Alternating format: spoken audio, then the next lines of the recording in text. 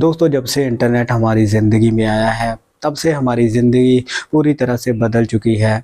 हम अपने घर बैठे ही मिनटों में विदेश में बैठे व्यक्ति के साथ बात कर सकते हैं। जहां पर इंटरनेट के हमें हजारों फायदे हुए हैं, वहीं पर इसके कुछ ऐसे नुकसान भी लगातार सामने आते रहते हैं, जिनके कारण कुछ लोगों की ज़िंदगियां हमेशा हमेशा के लिए बर्बाद हो जाती हैं। और बिल्कुल ऐसा ही होता है आज की इस सच्ची घटना में भी। आज की इस सच्ची घटना में एक लड़की ऑनलाइन शादी के लिए एक लड़का देखती है।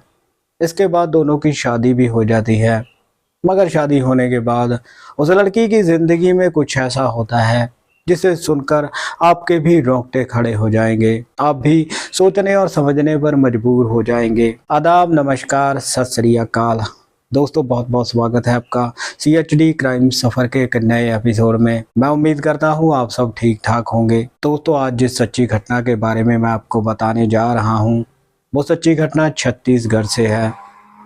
छत्तीसगढ़ में एक छोटा सा गांव पड़ता है बीजादार, और इसी गांव की रहने वाली माधुरी जिसकी उम्र हो चुकी थी 32 साल की। माधुरी पेशे से एक सरकारी स्कूल में टीचर की जॉब करती थी। अब क्योंकि माधुरी की 32 साल की उम्र हो चुकी थी, इसीलिए उसके परिवार वाले भी चाहते थे कि माधुरी की शादी जल्द से जल्द हो जाए। लेकिन माधुरी के परिवार वाले जो भी लड़का माधुरी के लिए देखते थे, उनमें से कोई भी लड़का माधुरी को पसंद नहीं आ रहा था। अब इसी बीच में एक दिन माधुरी की एक सहेली उसे कहती है कि अगर तुम्हें कोई लड़का इस तरह से पसंद नहीं आ रहा है तो तुम ऑनलाइन कोई लड़का देख लो। तुम शादी.com पर अपनी प्रोफाइल बना लो, वहां पर तुम्हें अच्छे से अच्छे लड़के मिल जाएंगे। सहेली की बात मानकर माधुरी शादी.com पर अपनी आईडी रजिस्टर्ड कर देती है, और आईडी बनने के बाद माधुरी को बहुत से लड़कों के रिश्ते आने लगते हैं। और एक दिन माधुरी की नज़र एक ऐसी प्रोफाइल पर पड़ती है जिसे देखकर माधुरी काफ़ी इम्प्रेस होती है। वो प्रोफाइल थी राजेश नाम के एक लड़के की। राजेश ने प्रोफाइल में लिखा था कि वो पेशे से एक बिल्डर है। उसकी सालाना इनकम 2 करोड़ की है। उसकी डेट ऑफ बर्थ 1985 की है। उसे शराब से नफरत है, वो तलाकशुदा है। राजेश ने अपनी एक तस्वीर भी अपलोड करी हुई थी। अब राजेश की तस्वीर देखकर माधुरी पहली नज़र में ही राजेश को पसंद कर लेती है और उसके साथ शादी करने का फैसला करती है। इसके बाद माधुरी राजेश के बारे में अपने परिवार वालों को बताती है और उसकी तस्वीर भी दिखाती है। माधुरी के परिवार वाले भी राजेश की तस्वीर देखकर उसे पसंद कर लेते हैं। राजेश माधुरी को कहता है कि वो इंदौर का रहने वाला है। वो शादी से पहले तुम्हें एक बार मिलना चाहता है। तुम अपने परिवार के साथ मुझे मिलने के लिए आ जाओ। राजेश की बात मानकर माधुरी अपने पूरे परिवार के साथ इंदौर पहुंच जाती है राजेश से मिलने के लिए। और वहीं पर लड़का और लड़की और माधुरी के परिवार वाले भी राजेश को देखकर शादी की एक तारीख फिक्स करते हैं। लेकिन माधुरी राजेश के सामने कुछ शर्तें रखती है। माधुरी राजेश से कहती है कि हम सीधी सादी शादी करेंगे, हम ज़्यादा खर्चा नहीं कर सकते। माधुरी की ये बात सुनकर राजेश उसे कहता है कि तुम फिक्र मत करो, शादी का सारा खर्चा मैं खुद करूँगा, मेरे पास बहुत पैसे हैं। ये बात सुनकर माधुरी काफ़ी खुश होती है। इसके बाद दोनों की शादी धूमधाम के साथ हो जाती है। लेकिन शादी होने के बाद राजेश माधुरी को अपने परिवार में ले जाने की बजाय उसे होटल के एक कमरे में रखता है। होटल के कमरे में माधुरी और राजेश 5-6 दिनों तक रहते हैं। इसके बाद राजेश माधुरी को एक फार्म हाउस में लेकर चला जाता है। माधुरी को लग रहा था कि उसकी ज़िंदगी अब खुशियों से भर जाएगी, लेकिन उसे इस बात का ज़रा सा भी अंदाज़ा नहीं था कि राजेश कैसा आदमी है। दरअसल फार्म हाउस पर ले जाने के बाद राजेश माधुरी को टॉर्चर करना शुरू कर देता है। कड़कती ठंड में भी राजेश माधुरी को पूरा पूरा दिन नंगा रखता था। माधुरी किसी चद्दर या तौलिए से अपने आप को ठंड से बचाती थी। राजेश के कहने पर राजेश के नौकर माधुरी के कपड़े छिपा देते थे और कड़कती ठंड में माधुरी के ऊपर गीला पानी फेंका जाता था। और अब राजेश अपने कुछ दोस्तों को फार्म हाउस पर बुलाता था और उनके सामने माधुरी को नंगा करके उसके ऊपर पानी गिरा देता था और उसे डांस करने के लिए मजबूर कर देता था।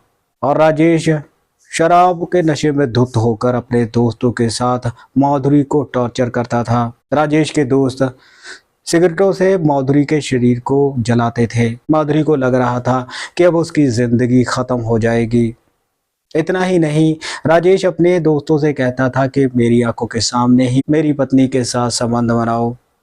अब राजेश के कहने पर राजेश के दोस्त मिलकर माधुरी के साथ संबंध बनाते थे, यानी कि माधुरी के साथ अब सामूहिक बलात्कार भी हो रहा था। माधुरी हर पल यही सोच रही थी कि या तो उसकी जान निकल जाए या फिर वो वहां से निकल जाए। लेकिन राजेश और उसके नौकर हर समय माधुरी के ऊपर अपनी पैनी नजरें रखते थे, जिसके कारण माधुरी का वहां से निकलना नामुमकिन हो चुका था। देखते ही देखते पूरे 2 साल बीत जाते हैं। दोस्तों, आप सोचकर देखिए कि माधुरी ने कैसे इन 2 सालों में अपने ऊपर हो रहे तशद्दुद को झेला होगा, कैसे उसने टॉर्चर को बर्दाश्त किया होगा। राजेश एक सनकी और अय्याश किस्म का आदमी था। वो हर रोज फार्म हाउस पे अपने नए नए दोस्तों को बुलाता था और उनके सामने अपनी पत्नी को परोस देता था। इसके बाद राजेश के दोस्त जैसा उनका मन करता था वैसा वो माधुरी के साथ करते थे। माधुरी के साथ ब्लू फिल्म देखकर उसके साथ अननेचुरल सेक्स भी किया जाता था। राजेश अपने दोस्तों के सामने माधुरी को अधनंगा करके एलसीडी में ब्लू फिल्म चला देता था और जैसा जैसा उस ब्लू फिल्म में होता था वैसा वैसा ही राजेश अपने दोस्तों के साथ मिलकर माधुरी के साथ भी करता था। माधुरी हर पल यही सोच रही थी कि वो इस फार्म हाउस से कैसे निकलेगी। देखते ही देखते पूरे 2 साल बीत जाते हैं और 2 साल बीत जाने के बाद एक दिन अचानक माधुरी वहां से निकल जाती है। वहां से भागकर माधुरी सीधे अपने घर पहुंच जाती है छत्तीसगढ़ में।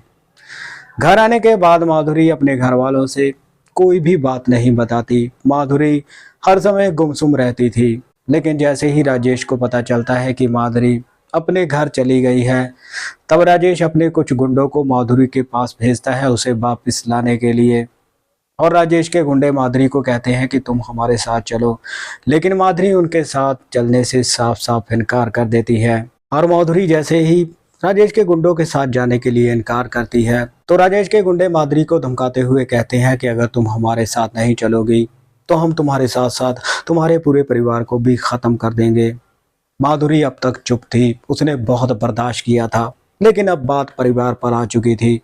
इसीलिए माधुरी अब राजेश के खिलाफ नज़दीकी पुलिस स्टेशन में जाकर एक एफआईआर दर्ज करवाती है और पुलिस को अपनी सारी कहानी सुनाती है। माधुरी की पूरी कहानी सुनने के बाद पुलिस वाले एक एफआईआर दर्ज करते हैं और राजेश के गुंडों को गिरफ्तार करके जेल में डाल देते हैं। इसके बाद माधुरी ये फैसला करती है कि वो इंदौर में जाकर भी राजेश के खिलाफ एफआईआर दर्ज करवाएगी। इंदौर में जाकर अपने पति राजेश और उसके दोस्तों के खिलाफ एक एफआईआर दर्ज करवाती है। माधुरी पुलिस वालों को बताती है कि उसका पति उसके दोस्तों के सामने उसे नंगा करके रखता था। कड़कती ठंड में उसके ऊपर ठंडा पानी गिराया जाता था और उसके साथ सामूहिक बलात्कार किया जाता था। माधुरी की कहानी सुनकर पुलिस वाले भी सन्न हो जाते हैं। इसके बाद पुलिस वाले राजेश और उसके 3 दोस्तों को गिरफ्तार करके उनके ऊपर गंभीर से गंभीर धाराएं लगाकर उन्हें जेल में भेज देते हैं। दोस्तों, इस घटनाक्रम में आपने देखा कि कैसे इंटरनेट के जरिए होने वाली शादी का क्या नतीजा निकल सकता है।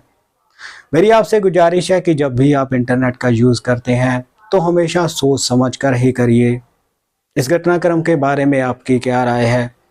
आप अपनी राय कमेंट सेक्शन में ज़रूर रखिएगा। इस घटनाक्रम को सुनाने का मकसद किसी को परेशान करना या दुखी करना नहीं था, बस आपको बताना था कि इंटरनेट को इस्तेमाल करते समय हमें हमेशा ध्यान रखना चाहिए। तो मिलते हैं किसी और सच्ची घटना में, तब तक आप अपना ख्याल रखिए, सतर्क रहिए। जय हिंद।